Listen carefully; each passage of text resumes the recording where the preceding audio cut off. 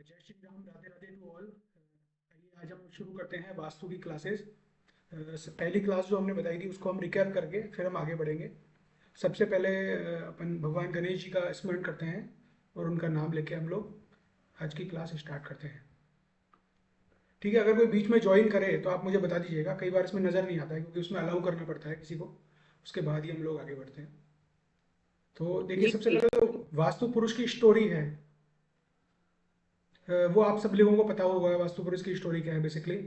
देखिए, भगवान शंकर, शंकर भगवान और अंधकासुर, इनकी फाइट होती है। काफ़ी हजारों साल पहले की कहानी है ये, जब इनकी फाइट होती है आपस में। काफ़ी बहुत लंबा युद्ध चलता है ये, और युद्ध सालों तक चलता है ये। जब युद्ध काफ़ी लंबा चलता है तो इसमें से दोनों में से कोई भी विजय नहीं हो पाता, इस तरह की चीज़ें सिचुएशन बन जाती है। और उनके जो पसीने की बूंद थी, भगवान शंकर के पसीने की बूंद, वो जब नीचे जमीन पे गिरती है तो उससे जो एक आकृति उत्पन्न होती है, उस आकृति को हम कहते हैं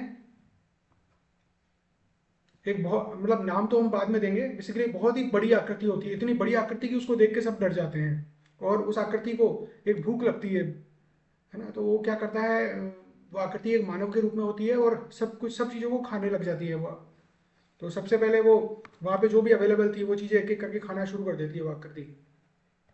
जब वो खाना शुरू कर देती है तो राक्षस लोग सोचते हैं कि ये देवताओं की तरफ से आकृति आई है, और देवता लोग ये सोचते हैं कि राक्षसों की तरफ से आकृति है, ये इंसान आया है। तो वो लोग इनके पीछे दौड़ते हैं जैसे ही। तो ये देख के वो जो मानव है वो घबरा के भागता भागता भगवान ब्रह्मा जी के चरणों में जाके सो जाता है। मतलब वो उल्टा लेट जाता है वहां जाके और उनसे आराधना करता है कि हे ब्रह्मा जी, आप मुझे बचाएं। तब ब्रह्मा जी अपने हाथ से इशारा करते हैं और सभी दानवों को उनको रोक देते हैं, असुरों को और देवताओं को, सभी को रोक देते हैं कि भाई आप लोग रुक जाइए, ये मेरा मानस पुत्र है और इसका नाम वास्तु पुरुष है। तो ये स्टोरी है वास्तु पुरुष की। इस तरह वास्तु पुरुष जो बना है, और जितने भी देवी देवता जो पीछे आ रहे थे, वो सारे वास्तु पुरुष के जो पीठ पे आके सवार हो जाते हैं। तो आपने देखिए वास्तु पुरुष की जो पिक्चर है, मैं आपको दिखाता हूँ वास्तु पुरुष की पिक्चर। उसमें आप ये देखेंगे कि जितने भी देवता हैं और दानव हैं वो इनकी पीठ पे विराजमान है।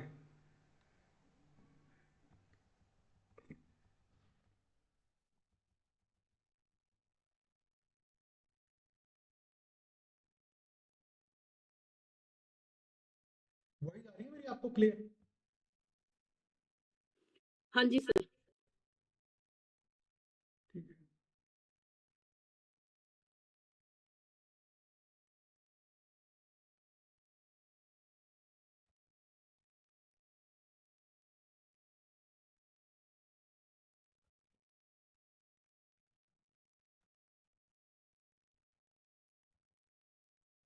ये देखिए वास्तु भगवान, वास्तु पुरुष है, उनकी ये फोटो है। और इनका बैक साइड आप देखें तो ये इनका बैक साइड है जहाँ पे सारे देवी देवता पर 45 देवी देवताज हैं। इनको देवी देवता भी कह सकते हैं, एनर्जीज भी कह सकते हैं बेसिकली। वो इनके जो बैक पोर्शन में आके विराजमान हो जाते हैं सारे देवी देवता। तो अब भगवान ब्रह्मा जी से ये पूछते हैं वास्तु पुरुष कि भाई आपने मुझे बना तो दिया है, मैं आपका मानस पुत्र हूँ, पर ये बताइए अब मैं कहाँ रहूँ और मेरा क्या काम है। तब ब्रह्मा जी कहते हैं कि ये मेरा जो मानस पुत्र है, इसका जो काम है वो ये है कि जब भी कोई इंसान अपना मकान बनाएगा तो उस मकान में ये जाके निवास करेगा। और वो मकान अगर इसके हिसाब से बनेगा, वास्तु पुरुष के हिसाब से मकान बनेगा, तो ये उस मकान का पालन पोषण करेगा, उस मकान को ग्रोथ देगा, उसको तरक्की देगा। और अगर वो मकान वास्तु पुरुष के हिसाब से नहीं बनता है, उस मकान में वास्तु पुरुष को कहीं भी कष्ट होता है, परेशानी होती है, तो होगा क्या कि वास्तु पुरुष उस मकान का भक्षण करेगा और उस मकान में रहने वालों का भक्षण करेगा।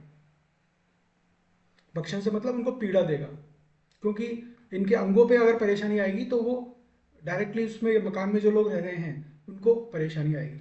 तो इस तरह की ये बेसिकली कहानी है जो काफ़ी समय से चली आ रही है ये कहानी। तो वो मैंने आपको बता दी।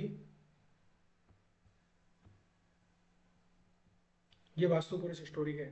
तो हम इसी तरह कल्पना करते हैं कि वास्तु पुरुष हमारे घर में रह रहे हैं तो हमें क्या करना चाहिए और क्या नहीं करना चाहिए, किस हिसाब से हमको आगे बढ़ना चाहिए कि हमारे वास्तु पुरुष जो हमारे घर में रह रहे हैं वो हमसे प्रसन्न हो, ना कि वो हमसे नाराज हो। अब आता है एंशियंट वास्तु, और फिर है मॉडर्न वास्तु। अब देखिए एंशियंट वास्तु और मॉडर्न वास्तु, इसमें कोई बहुत ज़्यादा फर्क नहीं है। इसमें सबसे बड़ा फर्क तो ये है एंशियंट वास्तु और मॉडर्न वास्तु में, कि एंशियंट वास्तु में टॉयलेट जो होते थे वो घर के अंदर नहीं होते थे, वो सॉरी घर से दूर हुआ करते थे। और मॉडर्न वास्तु में टॉयलेट जो होते हैं वो हर कमरे में होते हैं, हर रूम के अंदर होते हैं। एक घर में 5 5 10 10 होते हैं। तो ये मॉडर्न वास्तु और एंशियंट वास्तु का फर्क होता था। तो उस समय जो वास्तु बनाया गया था वो इस पर्पज से बनाया गया था, उसमें ये कहा गया था कि टॉयलेट को घर से दूर रहना चाहिए, क्योंकि टॉयलेट को हम लोग राहु से डिनोट करते हैं, तो वो हमारे घर से दूर रहना चाहिए। लेकिन आज की तारीख में ऐसा पॉसिबल नहीं है, क्योंकि मॉडर्न टेक्निक है, मॉडर्न जमाना है, और हर रूम के अंदर टॉयलेट होता है। दूसरा क्या था, जब एंशियंट वास्तु के अंदर डिग्री बेस नहीं था सारा काम, जितना भी काम था वो क्या मानते थे, कॉर्नर्स को मानते थे। एग्जाम्पल के तौर पे आपको बताऊं मैं,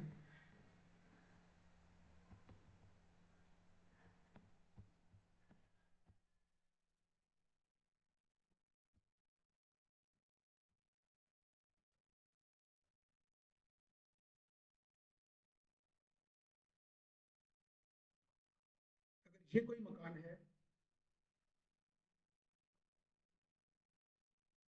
तो एंशियंट वास्तु में ये माना जाता था, जो दिशाएं थी इनकी वो इस तरह मानी जाती थी। अगर ये नॉर्थ दिशा है तो ये ईस्ट मानी जाती थी, ये साउथ मानी जाती थी, और ये वेस्ट मानी जाती थी।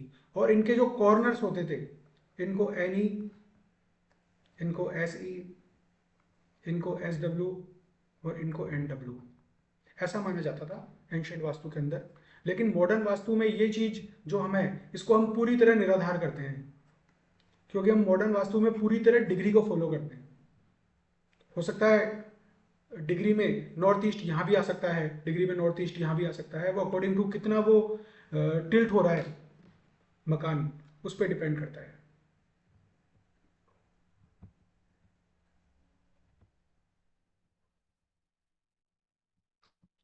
ठीक है। बाकी जो चीजें मैच कर रही है एंशियंट वास्तु और मॉडर्न वास्तु में, ये मैच कर रही है कि उस समय भी ये कहा जाता था कि दो ही तरह के मकान लेना चाहिए, या तो आप वर्गाकार मकान लो या रेक्टेंगुलर मकान लो, आयताकार। आज भी मॉडर्न में हम यही कहते हैं कि वर्गाकार मकान लो या आयताकार मकान लो। वो पहले भी सेम थी, वो आज भी सेम है, रूल्स पहले भी सेम थे और आज भी सेम है।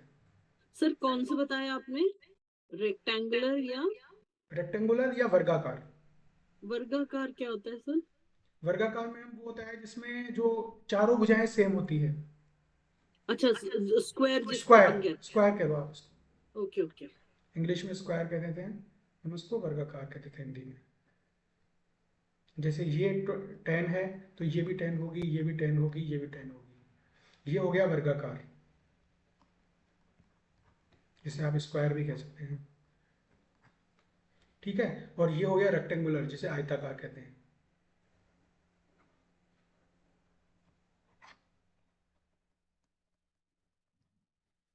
उसमें भी ये बताया था कि ये वाले जो मकान है वो सर्वश्रेष्ठ होते हैं, और सेकंड नंबर पे जो मकान सर्वश्रेष्ठ होता है वो होता है आयताकार। ठीक है। और अब जो हम वास्तु पढ़ेंगे हमारे कोर्सेज के अंदर, that is a combination of वैदिक वास्तु वर्सेस मॉडर्न वास्तु, दोनों का कॉम्बिनेशन है। क्योंकि हमने इनमें चीज वही चीज ली है जो काम करती है, जो काम नहीं करती है वो हमने हटा दिया इसमें से।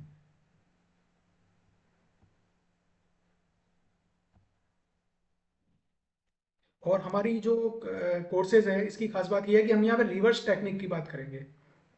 रिवर्स टेक्निक मतलब कोई भी इंसान आपके पास आता है तो आप उससे मकान का नक्शा तो लेंगे, लेकिन वो बाद में लेंगे। पहले आप उससे ये पूछेंगे भाई आपकी प्रॉब्लम क्या आ रही है, तो हम पहले प्रॉब्लम उसकी पकड़ेंगे, फिर उसके प्रॉब्लम से हम लोग उसके मकान के नक्शे का पे जाएंगे और उसका हम सॉल्यूशन करेंगे वास्तु का।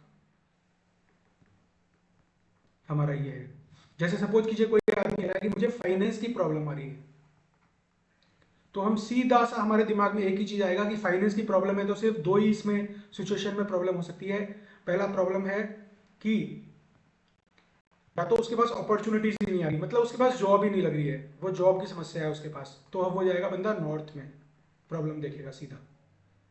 या फिर वो कह रहा है कि साहब मेरे पास जॉब तो आती है, मेरे पास अपॉर्चुनिटीज भी आती है, लेकिन मुझे टाइम पे पैसा नहीं मिलता है ना, तो फिर वो जाएगा सीधा साउथ ईस्ट पे। तो इस तरह हर जोन का कुछ ना कुछ डिनोमिनेशन होता है, वो मैं आपको बताऊंगा इसमें आगे जाके कौन सी चीज क्या डिनोट करती है। तो ये रिवर्स टेक्निक पे बेस है अपना पूरा जो वास्तु जो अपन पढ़ेंगे। फिर है selection of plot. Selection of plot में मैंने आपको बता दिया, इसमें कुछ आप रूल्स लिख लीजिए। पहला, आपको हमेशा रेक्टेंगुलर प्लॉट लेना है। आपको हमेशा स्क्वायर शेप प्लॉट लेना है। कोई भी आड़ा टेढ़ा जो सर प्लॉट है, रेक्टेंगुलर या स्क्वायर ना? हाँ, यही हमेशा लेना है, यही हमेशा सही होते हैं। फिर आपको उसकी हिस्ट्री देखनी है प्लॉट की, कि प्लॉट की हिस्ट्री में क्या क्या हो सकता है, कि प्लॉट आपने जो खरीदा है वो उसका जो मालिक है वो उसको क्यों बेच रहा है, मालिक क्यों बेच रहा है, ये जानना जरूरी है ना। और मालिक की जो हिस्ट्री क्या है, पुरानी हिस्ट्री क्या रही है, उसके घर में क्या, उसके घर में कंटिन्यू डेथ तो नहीं हो रही है उस प्लॉट को लेने के बाद, उस मकान को लेने के बाद, या उसको लेने के बाद उसकी इतनी दयनीय स्थिति तो नहीं हो गई है कि वो मजबूरी में बेच के जा रहा है, कम रेट में बेच के जा रहा है है ना। क्या वो इतना ज़्यादा कर्जे के नीचे तो नहीं दब गया है इस मकान को लेने के बाद। तो ये चीज़ देखने की बात बहुत ज़रूरी है प्लॉट को लेने के लिए। दूसरा क्या देखना है, कि आपको ये देखना है कि कहीं शमशान,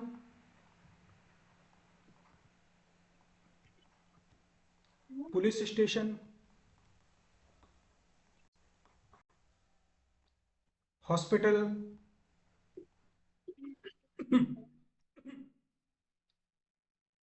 पुलिस, शमशान, हॉस्पिटल और किसी बड़े लीडर का घर, लीडर हाउस, आपके घर के आसपास तो नहीं है। अगर ऐसा होगा तो आप उस घर को अवॉइड करेंगे वहां रहने के लिए। शमशान होगा तो भी अवॉइड करेंगे, क्योंकि सर मंदिर। हाँ, मंदिर भी ले लीजिए आप, मंदिर में भूल गया था। अगर मंदिर भी आपके आसपास होता है तो भी आप वहां अवॉइड करेंगे उसको लेना। सर एक वो भी है ना, पीपल का पेड़ या हाँ, अ, बाकी आप बहुत सारी पर चीज़ें छोटी मोटी ले सकते हैं, जैसे पीपल का पेड़ नहीं होना चाहिए, ये नहीं होना चाहिए, पर वो अपन फिर उसमें अपन फिर ये देखेंगे कि वो किस दिशा में है। पीपल का पेड़ अगर नॉर्थ ईस्ट में है तो गुड, ईस्ट में है तो भी गुड, लेकिन अगर साउथ वेस्ट में पेड़ आ गया, किसी भी तरह का पेड़ आ गया, तो वो अपने लिए फिर बैड रिजल्ट देगा। सर एक ये ऐसे भी बता दीजिए, जैसे पीपल का पेड़ है या बरगद का पेड़ है, नीम के पेड़ भी लेते हैं क्या सर? मैम देखिए, जितने भी जो पेड़ है ना, अब मैं स्पेशली यहाँ पे नीम के पेड़ के लिए तो नहीं बोलूँगा, लेकिन पीपल का पेड़ और बरगद का, इन दो का मैं स्पेशली यहाँ पे जिक्र करूँगा। क्योंकि अगर आपके प्लॉट के अंदर ये बने हुए हैं और वहाँ काटे गए हैं इनको किसी भी तरह से, और उसके बाद आपको जमीन बेच ली है, तो वो आपको आगे जाके बहुत नुकसान पहुंचाएगी। इसलिए ये आपको हिस्ट्री पता होनी चाहिए, कहीं यहाँ कोई पीपल का पेड़ तो नहीं था, पुराना बरगद का पेड़ तो नहीं था, या इसके आसपास का तो नहीं था। क्योंकि इसमें दो पॉइंट है देखिए, एक तो धार्मिक पॉइंट से भी है, दूसरा पॉइंट क्या है कि जो बरगद और पीपल होते हैं इनकी जड़ें बड़ी गहरी होती है, तो ये आपके मकानों के अंदर नीचे तक चली जाती है नींव में, और आपके नींव को कमजोर कर देती है। टेक्निकली भी इसका रोल है। इसलिए हमेशा पीपल और बरगद के पेड़ जो होते हैं बड़े, उनके आसपास तो नहीं लेना चाहिए, मकान उनसे दूर हटके ही लेना चाहिए हमेशा। ठीक है, ऐसे ही शमशान और पुलिस स्टेशन इनको भी हम लोग अवॉइड करेंगे, क्योंकि यहाँ हमेशा नेगेटिव एनर्जी रहती है। पुलिस स्टेशन में लड़ाई झगड़ा चलता रहता है, शमशान के अंदर नेगेटिव एनर्जी रहती है हमेशा। हॉस्पिटल्स के अंदर हमेशा नेगेटिव रोना धोना चलता रहता है ना। किसी लीडर के हाउसेस के इसलिए बना के आ गया है क्योंकि अगर वो लीडर आपके साउथ वेस्ट के अंदर आ गया, लीडर का हाउस, और गलती से आपकी उससे विवाद हो गया, तो आपके लाइफ की प्रॉब्लम कर सकता है। दूसरा, मंदिर की छाया भी सही नहीं बताई जाती है, क्योंकि रीजन क्या होता है कि मंदिर में हमेशा सत्व एनर्जी होती है ना, और घर के अंदर हमको सत्व के साथ थोड़ी थोड़ी रजस एनर्जी भी चाहिए होती है। अगर हम पूरी तरह ही भगवान की भक्ति में डूब जाएंगे और बहुत ज़्यादा वो हो जाएंगे, तो हम लोग लाइफ के अंदर हमें पैसा चाहिए होता है, उसकी ओर आकर्षित नहीं हो पाएंगे हम, है ना, क्योंकि लाइफ को चलाने के लिए मनी इज़ वेरी इंपॉर्टेंट। तो थोड़ा अच्छा बहुत सर, रजस भी जैसे जरूरी है, थोड़ा जैसे बहुत। अब बीच में इसीलिए पूछ रही हूँ क्योंकि फिर वो रह जाता है सर।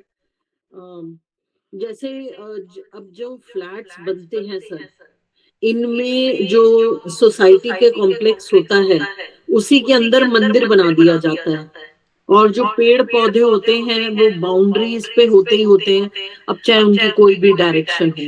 उस केस में क्या हो सकता है सर? मैम देखिए, वो मैं आपको वही बता रहा हूँ, फ्लैट्स जो है ना, फ्लैट्स का 100% कभी वास्तु ऑस्पिशियस फ्लैट हो नहीं सकता, ये मान के चलिए, ओके। है ना।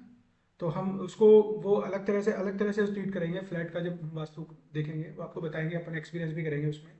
ठीक है लोग, सर। है ना, अपन मैप लेके उसको डिस्कशन भी करेंगे स्पेशल क्लासेस में। ठीक है सर। तो फ्लैट्स का देखने का नजरिया बिल्कुल अलग है, हम लोग अभी सिर्फ सिलेक्शन ऑफ प्लॉट्स की बात कर रहे हैं, ओके ठीक है सर। है ना, सिलेक्शन ऑफ प्लॉट्स की बात कर रहे हैं। और हम इन चीज़ों को इसीलिए अवॉइड कर रहे हैं अपने प्लॉट के। हम कहीं भी प्लॉट लेने जाते हैं, सपोज कीजिए आपसे कोई, आप कहीं कंसल्टेंसी देने के लिए जाओगे तो वो कहेंगे कि साहब हमें प्लॉट लेना है, तो वहीं से कहानी शुरू हो जाएगी। सर जैसे प्लॉट आजकल ये भी होता है कि जैसे खेत हैं किसी के, उन्होंने खेत है या आम के पेड़ हैं, फलदार पेड़ हैं, उनको भी हटा के वो भी उनको भी प्लॉट्स में काट काट के आजकल बहुत सेल हो रहा है। बिल्कुल बिल्कुल। देखिए वैसे तो फलदार पौधे लगाने का वास्तु में तो मना किया गया है कि कभी भी आप फलदार पौधे अपने घर में नहीं लगाएंगे। ओके। वास्तु में एक आ गया है, वास्तु शास्त्र में, कि फलदार पौधे कभी घर में नहीं रहने चाहिए। घर में सिर्फ वो पौधे रहने चाहिए जिनमें फूल हो। एक तो तुलसी का घर लगाने के लिए बोला गया है, और ऐसे जो पौधे जो कि अच्छे रहते हैं अपने हेल्थ के लिए, जो ऑक्सीजन प्रोवाइड करते हैं, और फलदार नहीं हो, फलदार को अवॉइड किया गया है वास्तुशास्त्र सर में। वो उनके लिए जहाँ पे इंडस्ट्रियल एरिया होता है वहां पे भी फलदार वृक्ष हम मना करते हैं क्या? वहां पे भी फलदार वृक्ष नहीं लगाने चाहिए? हाँ मैम, आप इंडस्ट्रियल में ले लो चाहे नॉर्मल में ले लो, फलदार के लिए मनाही किया गया है वास्तु में कि फलदार जो पौधे होते हैं उनको अवॉइड करना चाहिए पेड़ को। अच्छा। फिर हम देखिए इसमें क्या देखेंगे, इसी में हम आगे बढ़ते हैं। Quality of the soil, next slide में आपको बताता हूँ।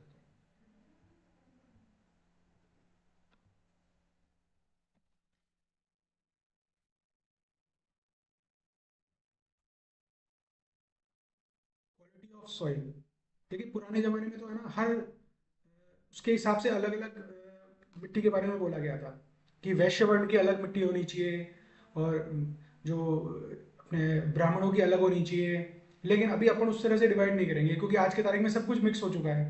किसी का कोई अलग कुछ नहीं है कि शूद्र की ये होनी चाहिए, ब्राह्मण की अलग होनी चाहिए कलर, ऐसा कुछ नहीं बोला गया। क्षत्रिय की अलग भूमि बोला गया। लेकिन हम यहाँ पे एक चीज करेंगे कि आप जब भी जमीन लेने जाओ, तो पहली बात है कि जब भी आप रहने वाला घर, आवासीय भूमि देखो, तो वहां पे पहले से खेत वगैरह हो और उसको काट के बनाई गई हो, तो वो सही है जमीन, है ना। लेकिन जब आप कॉमर्शियल भूमि लेने जाओगे, तो आप अगर बंजर भूमि है तो वो ज्यादा अच्छा है। फैक्ट्री वगैरह लगाना है आपको, कमर्शियल लगाना है, तो अगर बंजर भूमि है तो वो ज़्यादा अच्छा है। और रहने के हिसाब से चाहिए तो खेत वाली जो भूमि है, जिसमें पहले खेत था, क्योंकि वो बंजर नहीं होनी चाहिए। अगर रहने वाली भूमि बंजर होगी तो आपको लाइफ में प्रॉब्लम्स देगी बहुत ज़्यादा, है ना। और कमर्शियल भूमि अगर खेत वाली होगी तो उसमें आप वो उस लेवल की सक्सेस नहीं पा पाओगे जितनी एक बंजर भूमि में पा पाओगे।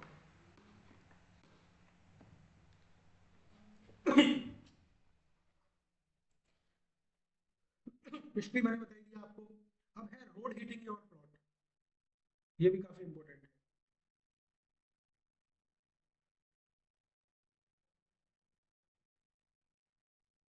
अब ये है कि किस तरफ से रोड हिट कर रहा है आपके प्लॉट को, ये इंपॉर्टेंट है। ये सपोज कीजिए कोई कॉर्नर का प्लॉट है, कॉर्नर प्लॉट, उसमें नॉर्थ ईस्ट कॉर्नर का प्लॉट है, तो ये ओके है। ये फर्स्ट नंबर पे नॉर्थ ईस्ट का आएगा, सबसे बढ़िया, इसमें कोई दिक्कत नहीं आएगी, अच्छी खासी फर्टिलिटी रहेगी, अच्छी खासी ग्रोथ रहेगी इनकी लाइफ में। फिर उसके सेकंड नंबर पे आता है साउथ ईस्ट का।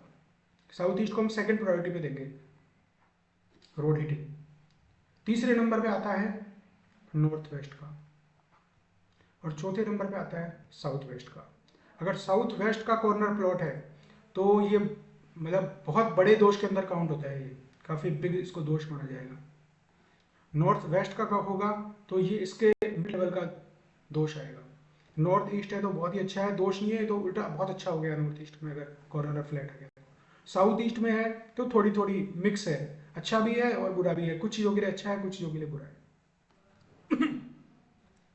ठीक है, तो साउथ वेस्ट कॉर्नर प्लॉट कभी नहीं लेना। तो रोड हिटिंग योर प्लॉट ये काफ़ी इंपॉर्टेंट है, तो जिनके भी कॉर्नर होंगे वहाँ पे अगर रोड हिट आ रहा है इस तरह का, तो हम लोग उसको अवॉइड करेंगे। अब आता है टी पॉइंट वाला प्लाट, वो कभी नहीं लेना चाहिए।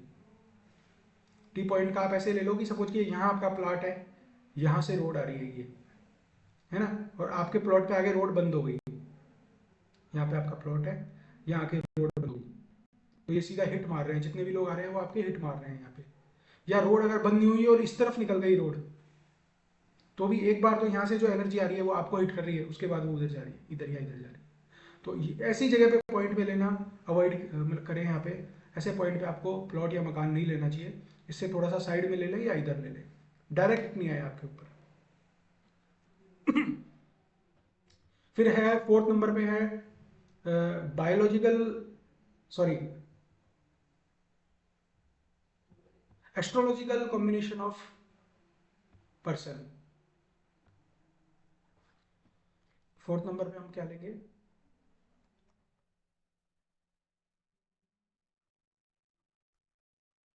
एस्ट्रोलॉजिकल जो कॉम्बिनेशन बन रहे हैं किसी पर्सन के, उसके आधार पे भी आप प्लाट का सिलेक्शन कर सकते हैं। लेकिन मैं इसको लीस्ट प्रायोरिटी पे दूंगा एस्ट्रोलॉजिकल कॉम्बिनेशन को। उसका रीजन क्या है कि एक घर में 5 मेंबर रह रहे हैं और पांचों का एस्ट्रोलॉजिकल कॉम्बिनेशन अलग है। कोई मेष राशि का है, कोई धनु राशि का है ना, कोई सिंह राशि का है, कोई मकर राशि का है, सब अलग अलग है। तो आप प्लॉट तो आपको एक ही लेना है ना, मकान तो एक ही लेना है। हाँ, आप जो ओनर है उसके नाम से ले सकते हैं, बट फिर भी आप ये मान के चलिए कि हमेशा जब फेसिंग पे जाओगे तो ईस्ट फेसिंग जो मकान है वो सभी के लिए अच्छा है। ईस्ट फेसिंग जो मकान होगा वो फर्स्ट नंबर पे आप प्रायोरिटी पे लोगे। सेकंड प्रायोरिटी पे आप लोगे नॉर्थ फेसिंग। अब यहाँ पे ये है कि अगर वो बंदा बिजनेसमैन है तो उसके लिए नॉर्थ फेसिंग फर्स्ट प्रायोरिटी आ जाएगी और ईस्ट फेसिंग सेकंड प्रायोरिटी आ जाएगी। थर्ड प्रायोरिटी पे आप लोगे वेस्ट फेसिंग। और सर एक बार फिर बताइएगा, अगर कोई बिजनेसमैन है तो उसके लिए नॉर्थ फर्स्ट प्रायोरिटी आ जाएगी। कोई बिजनेस करता है तो वो नॉर्थ का मकान सबसे अच्छा रहेगा उसके लिए, और अगर वो जॉब करता है तो उसके लिए ईस्ट का मकान सबसे अच्छा रहेगा। ईस्ट का सभी के लिए अच्छा रहेगा, इवन बिजनेसमैन और जॉब वाला कोई भी हो। और सबसे लीस्ट प्रायोरिटी पे मैं दूंगा साउथ का मकान, साउथ फेसिंग मकान। अब इसमें देखिए ये सबसे इंपॉर्टेंट है कि आप कभी ये मत मानिए कि कोई भी दिशा कमजोर है, ये कभी मत मानिए, या कोई भी दिशा खराब है। खराब कोई दिशा नहीं होती है, लेकिन जब आप आगे बढ़ेंगे वास्तु के अंदर तो आप ये देखेंगे कि कौन सी दिशा में कितने एंट्रीज अच्छी आ रही है, वो इंपॉर्टेंट है। जैसे नॉर्थ और ईस्ट के अंदर ज्यादातर एंट्रीज अच्छी आ रही है, लेकिन वेस्ट के अंदर सिर्फ 2 ही एंट्रीज अच्छी है, और साउथ में सिर्फ एक ही एंट्री अच्छी है। अगर गलती से भी आपने कोई कैलकुलेशन मिस्टेक कर दी और आपने अच्छी वाली एंट्री नहीं ली साउथ के फेसिंग मकान में, तो आपका बर्बाद होना तय है साउथ फेसिंग। इसीलिए लोग पुराने जमाने में जो लोग थे वो क्या कहते थे कि भाई कैलकुलेशन में फंसते नहीं थे, वो तो कहते थे भाई साहब दक्षिण का मुखी नहीं लेना। पुराने सब लोग ये कहते थे दक्षिण मुखी नहीं लेना।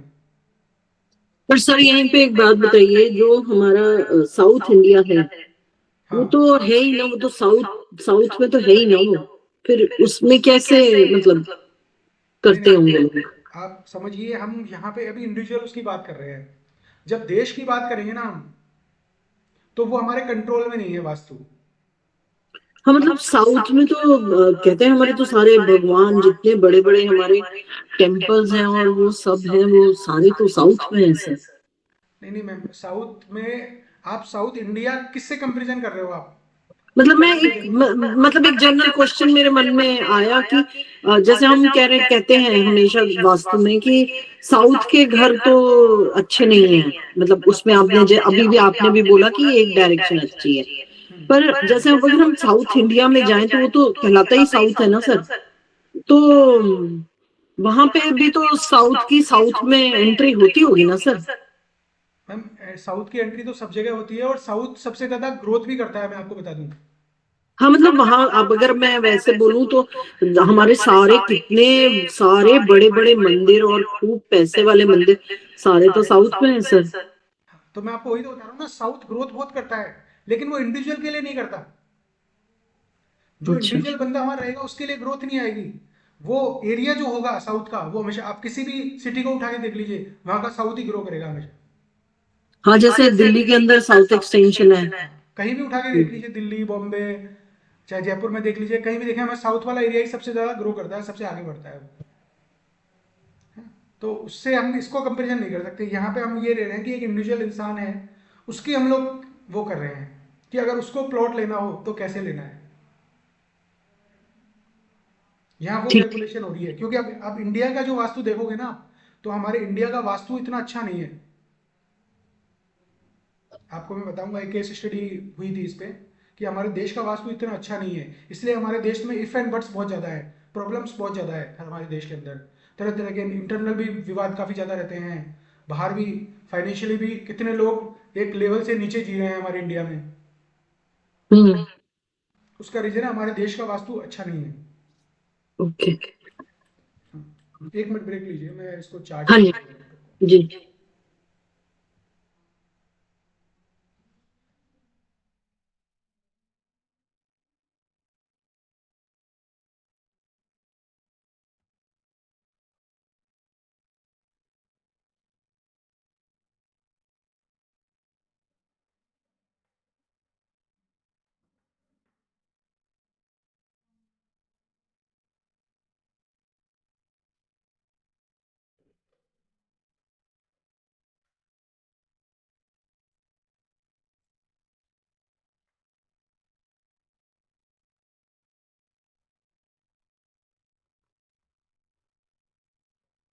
एक्चुअली आज जो हमारा देश है ना, इंडिया, वो पुराना वाला इंडिया नहीं है ये।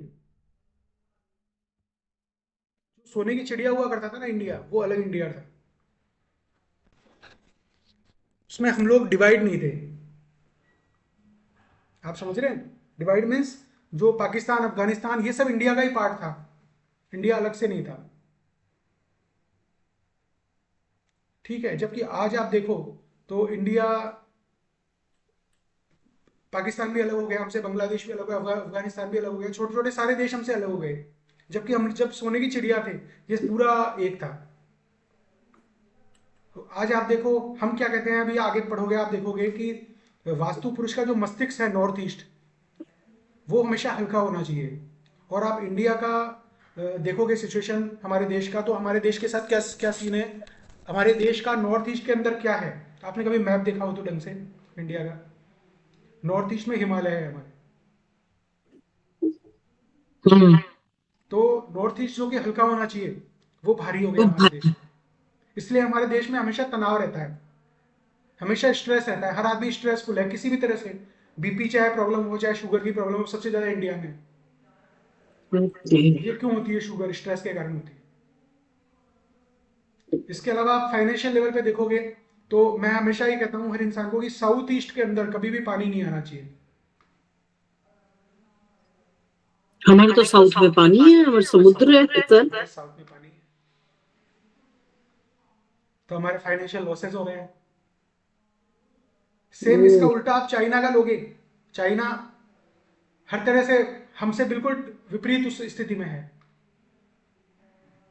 करेक्ट। उनके नॉर्थ में पानी पानी है, नॉर्थ में पानी होते ही हम लोग कहते हैं फ्लो, मनी का फ्लो आ रहा है।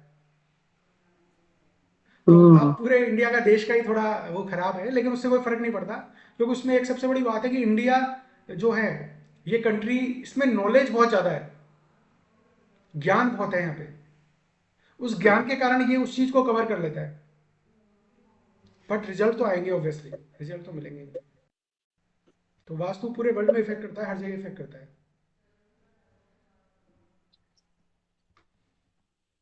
साउथ इंडिया में आज भी जो कल्चर फॉलो किया जा रहा है ना, वो पूरे इंडिया में कहीं नहीं फॉलो किया जा रहा है। हाँ सर, आप बिल्कुल ठीक बात कह रहे हैं। जो हमारे सेंट्रल इंडिया से नीचे है, वो लोग जितने भी व्रत त्योहार हैं, जितने फेस्टिवल हैं, जितनी जो मानने वाली चीजें हैं, वो सब वो लोग मानते हैं। बिल्कुल बिल्कुल। तो सेंट्रल वही इंडिया से नीचे उतरते ही वो लोग सब मानने लगते तो मैं, हैं। वही तो जब रीजन है ना सबसे बड़ा, कि हम कहते हैं साउथ खराब है। क्यों खराब है? क्योंकि हम आज के परिप्रेक्ष्य में बात कर रहे हैं कि आज हर इंसान को पैसा चाहिए। उसको कल्चर नहीं मानना, अपना कल्चर फॉलो नहीं करना, फिर भी पैसा चाहिए उसको। तो भाई फिर मत लो साउथ का। आप साउथ का ले सकोगे, साउथ का हनुमान जी का माना जाता है। साउथ मंगल, जो मंगल देव हैं, हनुमान जी का वो है, वो साउथ इंडिया को माना जाता है, साउथ को माना जाता है। और आप ये भी देखेंगे साउथ के जो मेन देवता है वो कौन है। अगर आप हनुमान जी को पूछ लोगे तो भी साउथ आपका अच्छा हो जाएगा। अगर आप कार्तिकेय महाराज को पूछ लोगे तो भी आपका साउथ बहुत अच्छा हो जाएगा। तो साउथ में कार्तिकेय देव की सबसे ज्यादा पूजा की जाती है, आपने देखना कभी। हाँ, कार्तिकेय को मानते हैं वहां पर, कार्तिकेय जी को। क्योंकि वो साउथ के ऑनर हैं, साउथ के मालिक हैं वो। तो ऐसे बहुत सारी हैं चीज़ें, वो छोटी छोटी चीज़ें, हर चीज़ आपस में ओवरलैप करती है। चलो आइए अपन वापस अपने टॉपिक पे आते हैं। जी। फेसिंग ऑफ प्लाट बता दिया मैंने। सॉरी, एस्ट्रोलॉजिकल कैलकुलेशन मैंने बता दी आपको, बायर की ग्रहों के हिसाब से।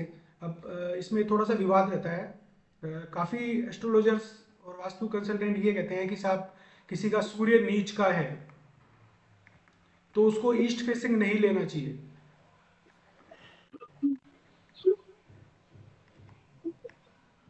लेकिन मैं इसको नहीं मानता, और जो मेरे गुरु हैं वो भी इस चीज़ को नहीं मानते थे। वो यही कहते थे कि भाई अगर आपका इससे कोई लेना देना नहीं है किसी भी प्लॉट का कनेक्शन का, वो ये कहते थे कि आपका सूर्य नीच का हो चाहे ऊंच का हो, अगर आपने E3 और E4 एंट्री ली है तो आपके लिए अच्छी रहेगी। किसी का शनि नीच का हो लेकिन अगर उसने W3 और W4 एंट्री ली है तो वो उसके लिए अच्छी ही रहेगी। तो जो अच्छी एंट्रीज है वो अच्छी ही रहेगी, खराब एंट्रीज खराब ही रहेगी। चाहे आपका सूर्य उच्च का हो और आपने एंट्री यार गलत ले ली घर की, तो वो आपके लिए खराब ही रहेगी। क्योंकि अपने आप में ये जो वास्तु जो साइंस है, ये और दूसरी साइंस को थोड़ा सा और रूल्ड कर देती है, एक प्रकार से ये कह सकते हैं। मतलब हम दबाना तो नहीं कहेंगे कि दबा देती है, लेकिन थोड़ा सा इसका इफेक्ट थोड़ा सा ज्यादा होता है और दूसरी साइंस के कंपेरिजन में, ये कह सकते हैं। अब मैं आपको जो बताया था कि कोई आदमी घर क्यों बेच रहा है अपना, ये जानना इसलिए जरूरी है क्योंकि देखो पहले क्या हुआ करता था, एक आपको टॉपिक में बता दूं बहुत इंटरेस्टिंग, कि चाचा भतीजा में विवाद चलता था, चाचा ताऊ में विवाद चलता था। तो वो एक दूसरे के, जिनका छोटा परिवार होता था ना, किसी के एक ही लड़का है या एक ही लड़की है, तो वो कोशिश करते थे उसको खत्म करके या उसको कैसे न कैसे प्रॉपर्टी से बेदखल करके उस पर कब्जा करने की। ये बीच में बहुत ट्रेंड चला था। तो अगर ऐसे किसी ने कब्जा किया होता है तो वो बन जाता है पितृदोष। और वो जो जमीन है,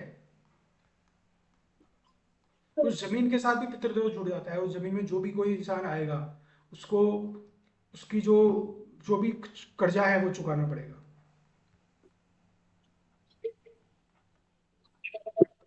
सर ये क्या फ्लैट में भी एप्लीकेबल होता है? फ्लैट में भी होना चाहिए ये चीज़, तो फ्लैट में भी होना चाहिए। शास्त्रों में तो जमीन के लिए ही कही गई है, लेकिन चूंकि फ्लैट भी एक आवासीय वो है, तो ये चीज़ तो फ्लैट में भी एप्लीकेबल होना चाहिए। अगर किसी ने ऐसा किया है किसी के साथ जबरदस्ती उसको, तो वो पितृदोष एप्लीकेबल हो जाएगा वहाँ पे। तो आज देखिए ना प्रॉब्लम्स इतनी ज़्यादा क्यों है लाइफ के अंदर, हर इंसान के लाइफ में प्रॉब्लम इसीलिए है। क्योंकि हम लोगों को हर चीज़ में जल्दी हो रही है, कुछ भी हम लोग टाइम देते किसी चीज़ को।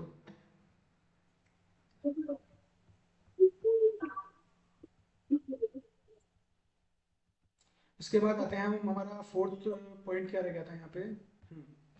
फिर आ गया 5 एलिमेंट्स। अब 5 एलिमेंट्स पे हम आते हैं, देखिए। अब एक कोई प्रश्न आपके मन में आता है ना कि वास्तु है क्या, वास्तु शास्त्र है क्या।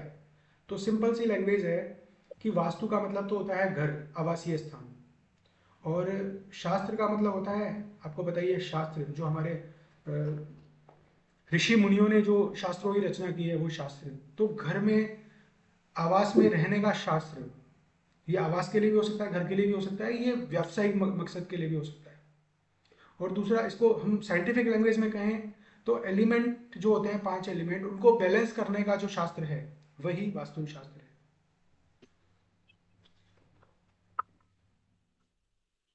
तो आपको 5 एलिमेंट्स को बैलेंस करना है, ये भी वास्तु है आपका। अब वो 5 एलिमेंट कौन से होते हैं और उनको कैसे बैलेंस किया जाता है, उसी पे अपना चलेगा डिस्कशन। सबसे पहले मैं आपको बता दूं क्रिएशन। क्रिएशन कैसे होता है, देखिए बहुत ही इंटरेस्टिंग चीज है। आपको सबसे पहले तो 5 एलिमेंट को याद करना है। किस तरह याद करना है आपको, जल, वायु, अग्नि, पृथ्वी और आकाश। यही सीरीज रहेगी हमेशा। आपको इसी तरह से इसको याद करना है हमेशा। जल, वायु, अग्नि, पृथ्वी, आकाश। अब हम इसकी स्टार्ट करते हैं कि सबसे पहले आसमान से जल गिरा। जल जब आसमान से गिरा तो उस जल के कारण क्या हुए, छोटे छोटे पौधे उत्पन्न हो गए। ये पौधे क्या हैं, वायु हैं। जल हो गया जल। ये पौधे जब बड़े हो गए और जब लकड़ियां सूख गई तो लकड़ियां सूखने के कारण वहां पे लग गई आग। तो क्या बन गई, अग्नि। ठीक है। जब ये अग्नि हो गई यहाँ पे प्रज्वलित। तो ये जब अग्नि पूरी तरह प्रज्वलित हो गई तो उन्होंने क्या बना दिया, इसको राख बना दिया। जब ये राख बन गई तो वो क्या बन गई, पृथ्वी। पृथ्वी। ठीक है। अब क्वेश्चन यहां से आती है, राख से बन गई आकाश।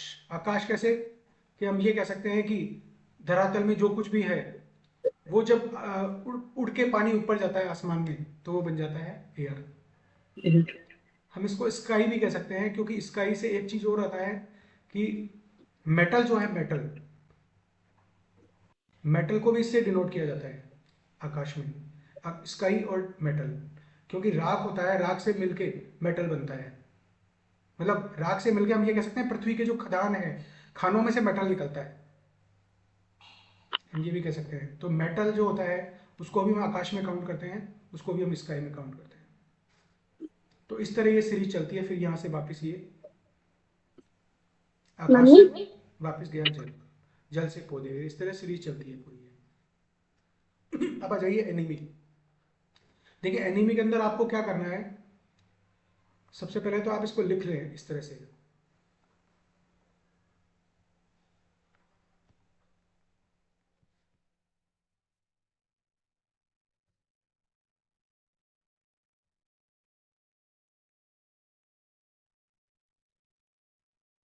क्रिएशन है ना, ये क्रिएशन क्रिएटिव है। इसको ये बना रहा है, इसको ये बना रहा है और इसको ये बना रहा है ना। पर एनीमी में क्या होता है, हमेशा आप एक चीज ध्यान रखिए कि जल से वायु बन रही है तो उसके आगे वाला जो होगा वो इसका एनिमी हो जाएगा। तो ये हो गया इसका एनिमी।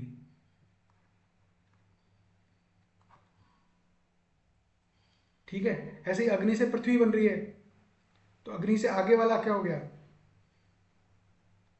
ये हो गया इसका एनिमी। ठीक है। ऐसे ही आप इधर देख लीजिए, पृथ्वी, पृथ्वी का एनिमी क्या हो गया, आप इसको प्रैक्टिकल तौर पे भी देख सकते हैं। सपोज कीजिए कोई मिट्टी पड़ी हुई है, मिट्टी में अगर पानी बहेगा तो मिट्टी भी बह जाएगी। ऐसे ही आपने अग्नि के अंदर पानी डाल दिया तो अग्नि बुझ जाएगी। आपने जल के अंदर मिट्टी डाल दी तो जल खत्म हो जाएगा, है ना। और वायु का दुश्मन कौन है, वायु का दुश्मन है आकाश। क्योंकि आकाश क्या है, मेटल, और वायु क्या है, लकड़ी। तो लकड़ी को कौन काटता है, मेटल काटता है। तो इस तरह आपस में एक दूसरे के एनिमीज हैं। तो ये आपको फाइंड आउट करने पड़ेंगे। ये दो चीजें आपको जब याद हो जाएगी तभी अपन इसमें आगे बढ़ सकते हैं। अगर ये दो चीजें जब तक क्लियर नहीं होगी तब तक अपन इसमें आगे नहीं बढ़ सकते। एक मिनट आप यहां तक देख लीजिए, मैं 1 मिनट का ब्रेक लेके पानी का फिर वापस आता हूँ। इसमें यहाँ तक कोई कंफ्यूजन हो किसी भी तरह का तो आप देख लीजिए। जलवायु, अग्नि, पृथ्वी, आकाश।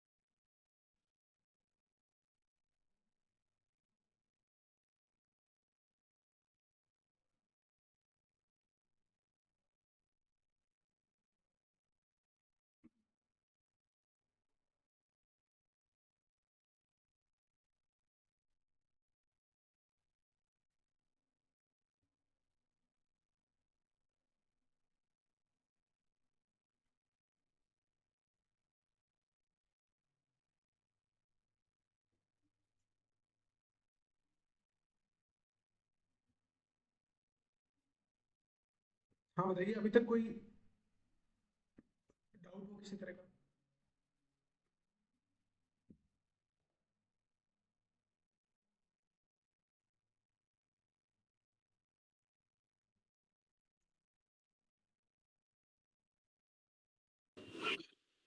सर आपने बताया कि जल का एनिमी है, वायु का आकाश है, वायु का पृथ्वी भी होगा ना, या पृथ्वी का जल होगा? देखिए मैं आपको दोबारा बता देता हूँ। आपको क्या करना है, जो आगे वाला क्रिएटर है उसको छोड़ के उसके आगे बढ़ जाना है ना? एक्सेलेंट। ओके, ठीक है, ठीक है। जल का अग्नि है, हाँ, जल से वायु बनता है, वायु का तो वायु पृथ्वी के है, बाद अग्नि हाँ आएगा, वायु तो का ये उसका एनिमी पृथ्वी हो है, गया। पृथ्वी का जल है, और आकाश का वायु है। Correct sir? बिल्कुल बिल्कुल करेक्ट। और एयर का कौन सा है? एयर को आप वुड भी लिख लीजिए, आप ध्यान रखें साइड में, तो आपको ध्यान रहेगा। एयर को आप वुड बना लीजिए यहाँ पे, और इसको आप मेटल बना लीजिए, तो आपको ध्यान रहेगा। तो ये वुड और मेटल एक दूसरे के दुश्मन हो जाएंगे, क्योंकि कुल्हाड़ी अगर लकड़ी पे गिरेगी तो वो कट जाएगा, और लकड़ी कुल्हाड़ी के पास जाएगी तो भी लकड़ी कटेगी। तो एक दूसरे के एनिमी हो गए, है ना? जल का अग्नि भी एनिमी है और पृथ्वी भी एनिमी है। अग्नि का आकाश भी एनिमी है और जल भी एनिमी है।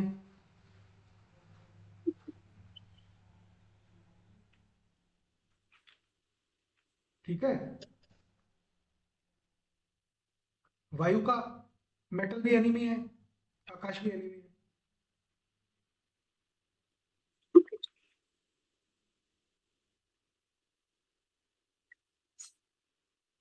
वायु का देखो, आप अग्नि को छोड़ दो, पृथ्वी, पृथ्वी भी एनिमी है वायु का।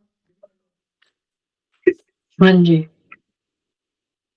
रीजन क्या है ना, क्योंकि पेड़ पौधे जहाँ उगते हैं तो जमीन कमजोर हो जाती है ना नीचे की, जमीन को काट देती है ना वो। हाँ जी। तो इस तरह से आपको प्रैक्टिकल समझना है, इसको याद करना है कि जो क्रिएटर है उसके आगे वाला जो है वो उसका दुश्मन हो गया, बस ये चीज पकड़नी है। तो आप जल का आगे वायु है तो वायु को छोड़ दो, उसके बाद अग्नि उसकी दुश्मन हो गई, पृथ्वी भी दुश्मन हो गई। आकाश होगा नहीं, क्योंकि आकाश से तो बन रहा है जल। हाँ जी। हाँ, ऐसे ही आप वायु को पकड़ लो, तो वायु का जल भी दुश्मन नहीं है तो अग्नि भी नहीं है, लेकिन पृथ्वी भी है और आकाश भी है। ऐसे ही अग्नि को ले लोगे, अग्नि का पृथ्वी दुश्मन नहीं है, लेकिन आकाश भी दुश्मन है और जल भी दुश्मन है। पृथ्वी का कौन कौन दुश्मन हो गया? जल हो गया और वायु हो गया। पृथ्वी का जल और, हाँ। तो अब इसमें होगा क्या बेसिकली, आपको ये चीज कंसेप्ट अगर क्लियर हो गई ना, तो आपको वास्तु आ गया, ये मान के चलो। इसको आपको डीप लेवल पे जाके दिमाग में क्लियर करना पड़ेगा, कौन सी चीज जल में आती है, कौन सी वायु में आती है, कौन सी अग्नि में आती है, कौन सी पृथ्वी में आती है, और कौन सी आकाश में आती है। और अगर वो एक दूसरे के एनिमी वाली जगह वो चीज चली गई अपने घर में, तो अपने घर में प्रॉब्लम्स आना स्टार्ट हो जाएगी। सर इनका भी जैसे आपने बीएनएन में बताया था कि अ, जो वो है, राशि है, उनमें क्या क्या आता है, वैसे इसमें भी है क्या कुछ जो आप लिखवाएंगे कि जल के अंदर ये चीजें आती हैं? नहीं नहीं, इसमें तो वास्तु में तो नहीं आता, लेकिन मैं आपको आप बता दूंगा कौन सी राशि कौन सी प्रकृति की होती है। वो मैंने शायद शुरू में बताई थी आपको, वन नहीं नहीं, फाइव वो नाइन तो जो होती आपने है। वहां बताई थी सर। इसके अंदर जैसे जल के अंदर कौन कौन सी चीजें आती हैं, या वायु के अंदर कौन कौन से आता है, उस तरह का कुछ है क्या सर? हाँ, वो तो अपन जब करेंगे ना पूरा अपना, अपने घर में जो जो भी सामान होते हैं ना उनका सबका अपन करेंगे आगे डिस्क्रिप्शन, ओके, है ना? ठीक है कि सर। जैसे कौन सी चीज कहाँ पे रखनी चाहिए, उसमें सब आ जाएंगे। ओके, है ठीक ना? है बाकी सर। और भी चीजें हैं जो इसके अलावा रहेगी, तो वो आप फाइंड आउट करके लेके आए, फिर अपन उनका डिसाइड करेंगे कि वो किस में आती है। जी सर। वरुण जी, आपको कुछ समझ में नहीं आया हो तो बताओ अभी तक।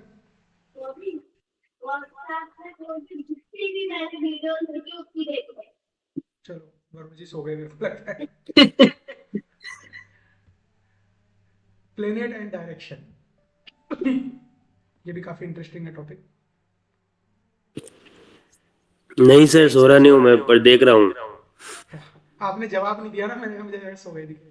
हाँ, बोल वो रहे थे। एकदम आँख एकदम एक जगह रह गई। अच्छा अच्छा, चलो बहुत बढ़िया। ये अपने दिशा अपन लेते हैं, ये नॉर्थ है, ये ईस्ट, ईस्ट है, ये ये साउथ, साउथ है और वो ये ये वेस्ट है। वेस्ट।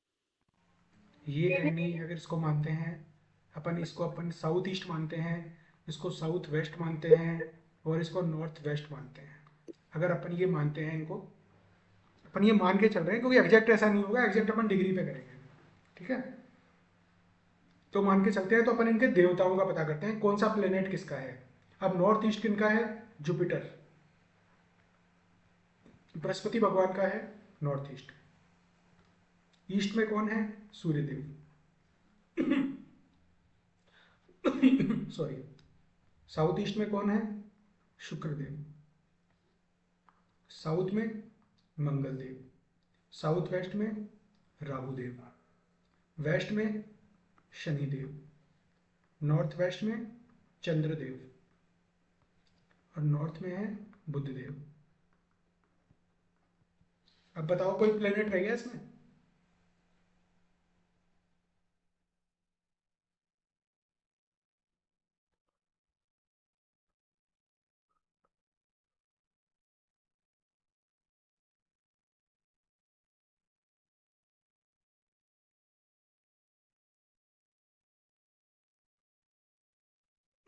कोई प्लेनेट रहा क्या?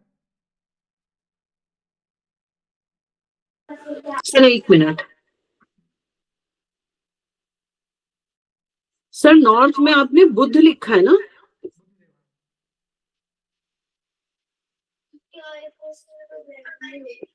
सर केतु रह गए ना? वही मैं जानना चाह रहा हूँ, वरुण जी के फेवरेट प्लेनेट रह गए। हाँ केतु। कैसे बोल गए आप केतु देव है? हाँ इधर ये केतु की ये वाली होती है नॉर्थ ईस्ट वाली। नॉर्थ ईस्ट जो होती है वहीं पे केतु देव का भी है, क्योंकि केतु देव क्या है? हम्म। जुपिटर देव के क्या है? चेले। हम्म।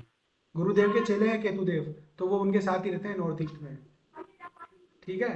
अब इसीलिए कहते हैं नॉर्थ ईस्ट कितना पावरफुल हो गया, देखा ना आपने, यहाँ दो दो हाँ प्लेनेट वही है। बता। मेरा इधर नॉर्थ ईस्ट वाला ये भाग कटा हुआ है सर। बस तो आप, जब तो प्रॉब्लम आ रही है लाइफ में, हाँ। जब तो नॉर्थ ईस्ट तो कटना बिल्कुल भी नीचे, बहुत बड़ा मेजर वास्तु दोष है ये। सर जब भी मेरे। कटने का मतलब? कटने का मतलब, जब हम अगर वो चार्ट बनाते हैं पूरा अपना, ग्रिड करते हैं उसको, तो उसमें नॉर्थ ईस्ट वाला हिस्सा गायब है। ओह अच्छा। या फिर हम बार चार्ट में, बार चार्ट सिखाएंगे आपको, उसमें हर जगह की पावर आ जाती है, किसकी कितनी पावर है। तो उसमें नॉर्थ ईस्ट जीरो के बराबर है या दो चार पॉइंट है, तो इसका मतलब वो उसकी पावर खत्म हो गई, वहाँ नॉर्थ ईस्ट के रिजल्ट नहीं आएंगे वहाँ। ओके। आपके घर में जो भी एरिया कट गया, उस एरिया के जो देवता हैं उनके रिजल्ट आपको नहीं मिलेंगे लाइफ में, ठीक है। कोणों का आपको बताइए, इनको क्या कहा जाता है? इनको कहा जाता है ईशान कोण,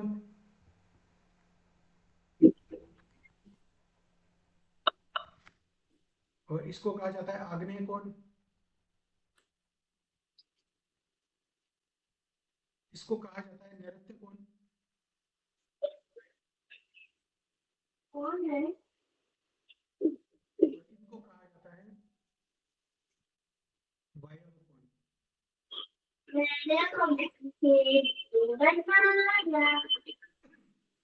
साउथ ईस्ट इज ईशान कोण, साउथ नहीं, नॉर्थ ईस्ट इज ईशान कोण, साउथ ईस्ट इज आग्नेय कोण, नैऋत्य कोण है एस डब्ल्यू, साउथ वेस्ट, और एन डब्ल्यू इज वायव्य कोण, ठीक है। आपको इनके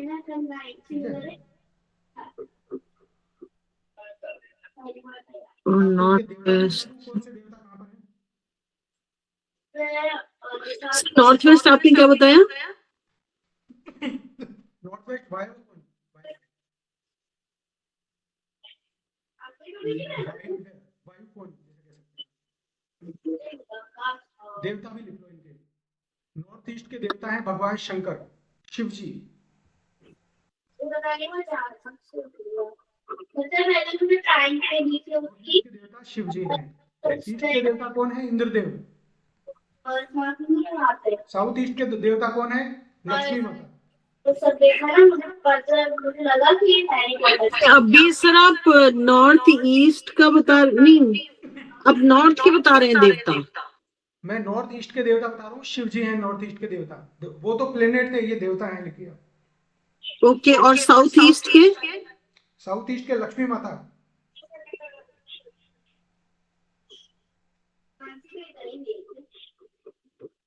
और साउथ वेस्ट सर? साउथ का आपने देख ही लिया, मंगल देव, हनुमान जी महाराज। साउथ के, हाँ। और साउथ वेस्ट के राहु देव। साउथ के हनुमान जी भी हैं और साउथ के यम भी हैं, यम। ठीक है। साउथ वेस्ट के हैं राहु देव, तो यही है। पितृदेव भी हैं यहाँ के, पितृदेव हैं, वो भी साउथ वेस्ट के हैं। यहाँ के हैं वरुण देव, वेस्ट के। ठीक है।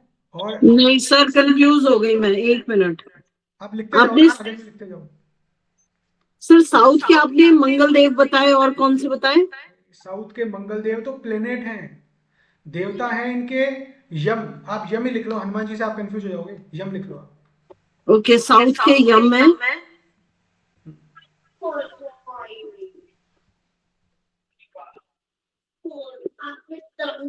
आप कंफ्यूज हो जाओगे, आप यम लिख लो।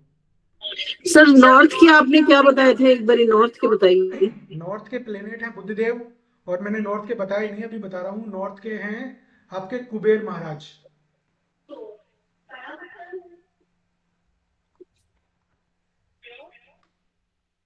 ठीक है, कुबेर महाराज है नॉर्थ के। फिर आप आ जाइए वेस्ट के। वेस्ट के वरुण देव मैंने बता दिए। नॉर्थ वेस्ट के हैं रुद्रदेव।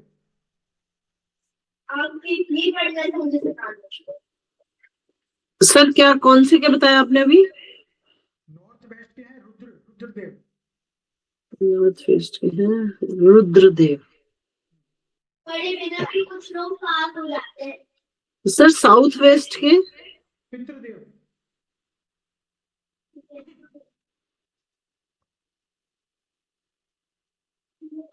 साउथ वेस्ट के पितृदेव। और ईस्ट के सर? सूर्यदेव। इंद्रदेव है ना, इंद्रदेव। अच्छा,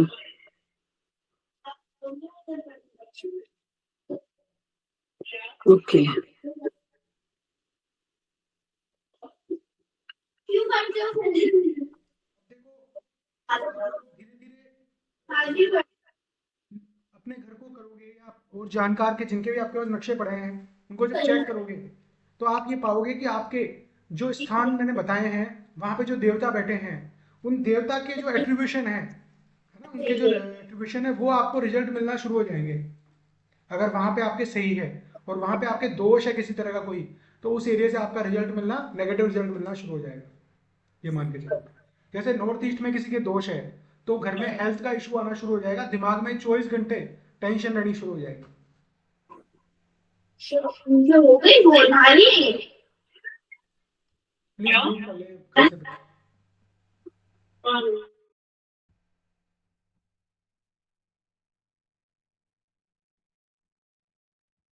ना, किसी के नॉर्थ ईस्ट में प्रॉब्लम है, तो उसके दिमाग में स्ट्रेस रहना शुरू हो जाएगा, टेंशन रहना शुरू हो जाएगा 24 घंटे, और हेल्थ इश्यूज आने शुरू हो जाएंगे लाइफ के अंदर। किसी के नॉर्थ में प्रॉब्लम है, तो कुबेर की कृपा बंद हो जाएगी वहां से। कुबेर की कृपा बंद होने का मतलब जानते हो आप, फाइनेंशियल प्रॉब्लम आनी शुरू हो जाएगी, अपॉर्चुनिटीज आनी बंद हो जाएगी लाइफ में। जहां से पैसा आएगा ना, वो रास्ता बंद हो जाएगा। किसी के साउथ ईस्ट में प्रॉब्लम है, तो उसके बाद कैश रहेगा ही नहीं, कैश फ्लो खत्म हो जाएगा उसका, वो कैश फ्लो से परेशान हो जाएगा।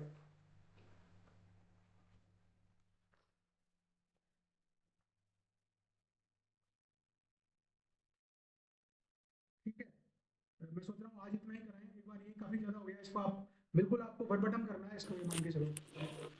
सर मैं एक बार ये रिपीट कर दूं जो आपने देव बताए हैं। नॉर्थ के कुबेर महाराज हैं, नॉर्थ ईस्ट के शंकर जी हैं, साउथ के यम हैं, साउथ ईस्ट की लक्ष्मी माता हैं, ईस्ट के इंद्रदेव हैं, और साउथ साउथ वेस्ट के पितृदेव हैं, वेस्ट के वरुण देव हैं और नॉर्थ वेस्ट के रुद्रदेव हैं। ठीक है ना सर? बिल्कुल सही है। ये आप इसको याद कर लो, अपने हाथों से लिख लो 10-15 बार, तो आपको ये याद हो जाना चाहिए कौन से देव कहाँ पर हैं। ये हैं यहाँ के देवता। अब मैं 45 देवता वाली बात नहीं कर रहा हूँ, ये 45 देवता का अलग है फंडा। ये जो मेन देवता है यहाँ के, उनकी बात कर रहा हूँ मैं। ठीक है।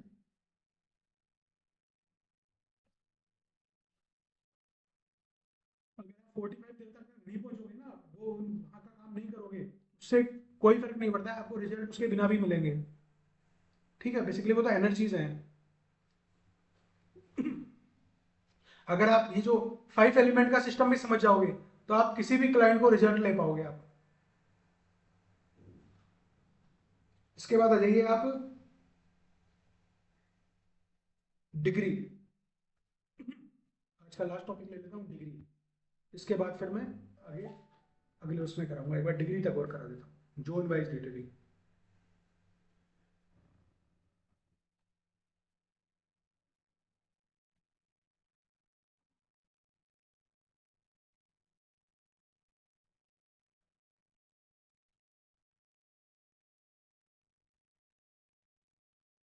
देखो यहाँ से हम शुरू करेंगे नॉर्थ।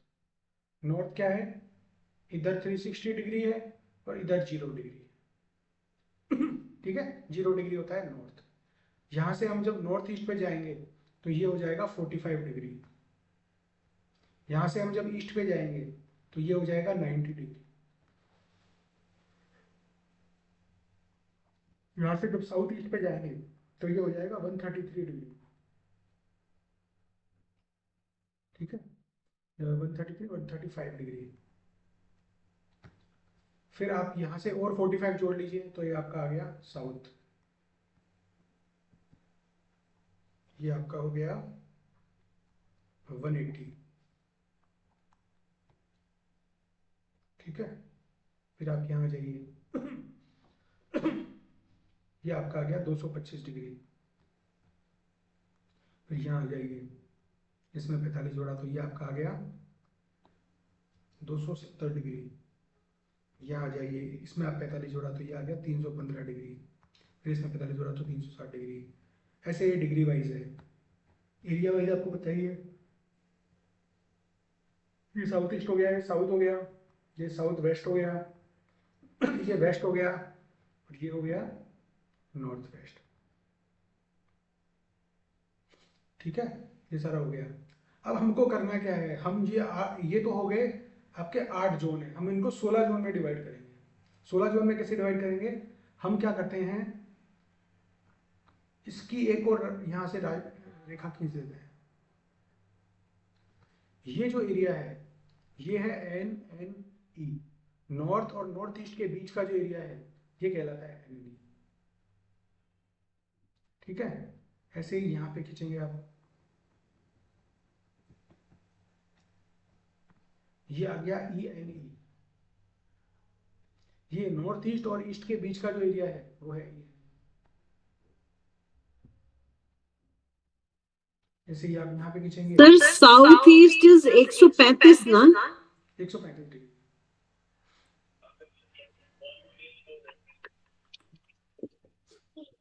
देखो ना, आप 90 में 45 जोड़ो, कितने आ रहे हैं?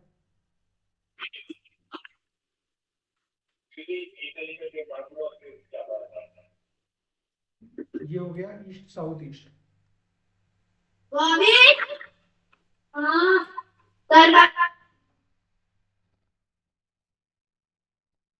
ये हो गया साउथ साउथ ईस्ट। ठीक है, ये वाला अपन ने कराई था, ये हो गया SSW।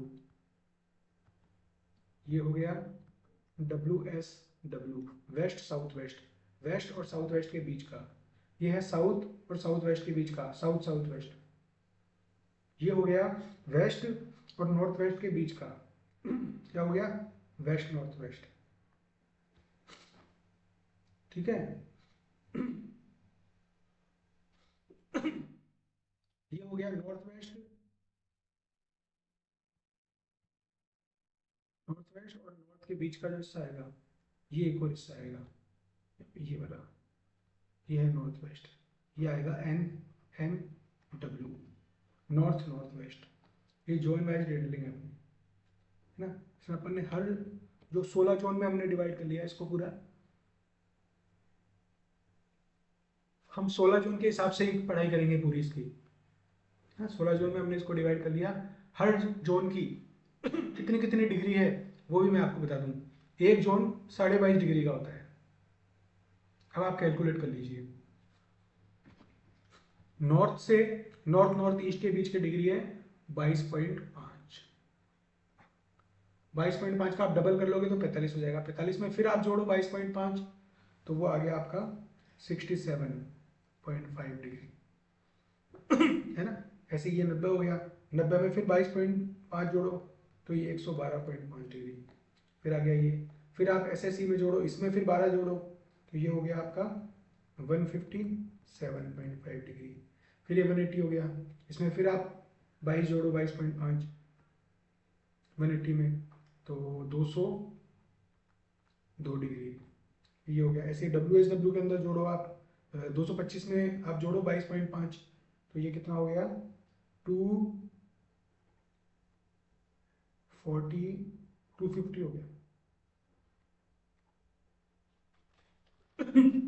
ये 270 हो गया। ऐसे ही आप इसके अंदर 270 में फिर 22.5 जोड़ो तो 295, WSW 295 पे आ गया, है ना।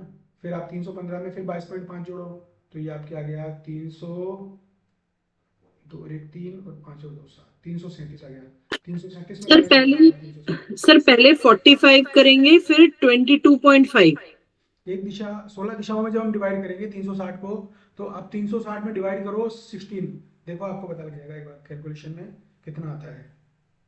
सर 360 में 360 को हमने पहले डिवाइड किया, 16 दिशाओं में डिवाइड करो आप, 360 को 360 को 16 में डिवाइड करो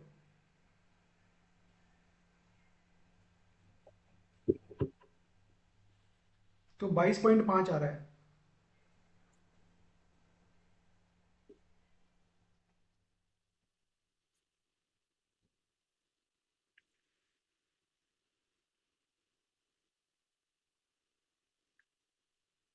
किया कैलकुलेशन? 22.5, हाँ हाँ 22.5 डिग्री की एक उपदिशा है, ओके। ठीक है। तो आपको एक उपदिशा में जाने के लिए 22.5 डिग्री आप क्रॉस कर लेते हो तो आपकी दिशा चेंज हो जाती है, तो ऐसे ही उसके रिजल्ट भी चेंज हो जाएंगे।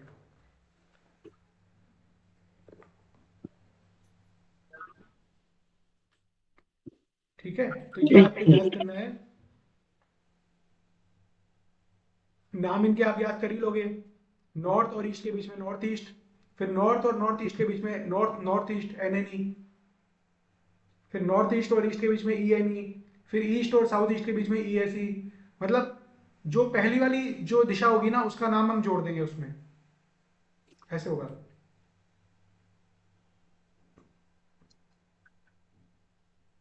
अब एस और साउथ वेस्ट के बीच में SSW, है ना। वेस्ट और नॉर्थ वेस्ट के बीच में WNW, ऐसे चलती है। डिग्री में आपको कुछ भी ज़्यादा दिमाग लगाने की जरूरत नहीं है। जो बड़ी दिशाएं होती है वो 45 डिग्री पे होती है, और उप दिशा जो होती है वो होती है 22.5 डिग्री पे। तो हम तो 16 दिशाओं की बात करेंगे, जो भी बात होगा वो 16 दिशाओं पे बात होगा सर।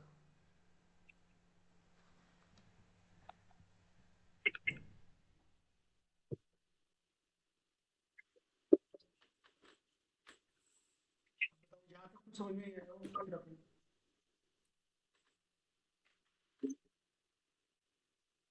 थोड़ा सा आपको इसमें मेहनत करनी पड़ेगी, याद करना पड़ेगा ये यहाँ तक हाँ जी। याद करना पड़ेगा, फिर इसके बाद ही आगे बढ़ पाएंगे। क्योंकि अगर यहाँ तक क्लियर नहीं हुआ तो फिर आगे जो उपदिशाएं हैं इनके एट्रीब्यूशन हम लोग निकालेंगे कि कौन सी चीज कहाँ पे होती है, उसका क्या एट्रीब्यूशन होता है, वो आपको बाद में पता लगेगा।